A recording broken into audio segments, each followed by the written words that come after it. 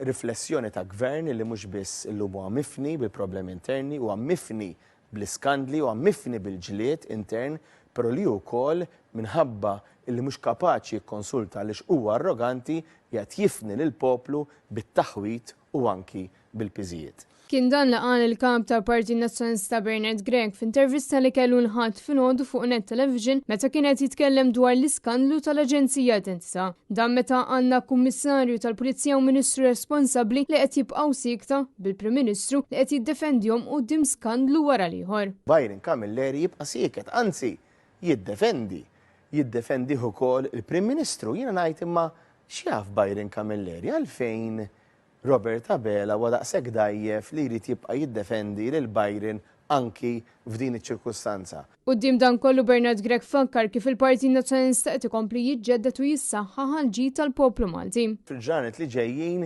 inkomplu mhux biss inħabtu l-bibien bil-deputati kollha tagħna, il-kunsilliera, s-sindki ħalli nkomplu nkunu viċin in-nies kontinwament. Jiena saħansitra jien inkun f'lokalitajiet differenti, il-bira kont il-Mellieħa, Biżebbuġa, kont saħansitra Żurrieq, dejjem naraw kif inkunu qrib in-nies għax hekk issir il-politika u m'hemmx avveniment kemm jkun ta' pjaċir kif ukoll ikun ta' niket għaliex huwa l-kuntatt man-nies li jkompli qarribna lejn il-politika li għandna bżonn għalik. Bil-kap tal-Partit Nazzjonalista jwassal appell għal-ġid ta' pajjiżna. Kien qabel l-elezzjoni qedtilkom irrid nkun naf l-istorja tiegħek, unħu gost illi niltaqa' man-nies jgħiduli ħanejdlek l-istorja tiegħi.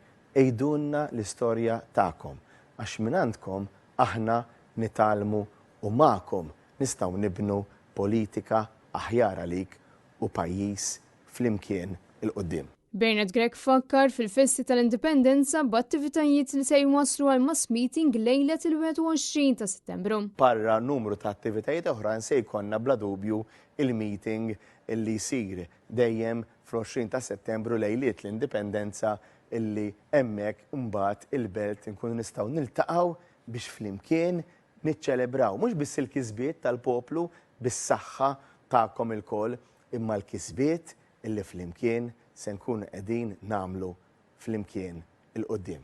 Kristin Mamo għan Net News.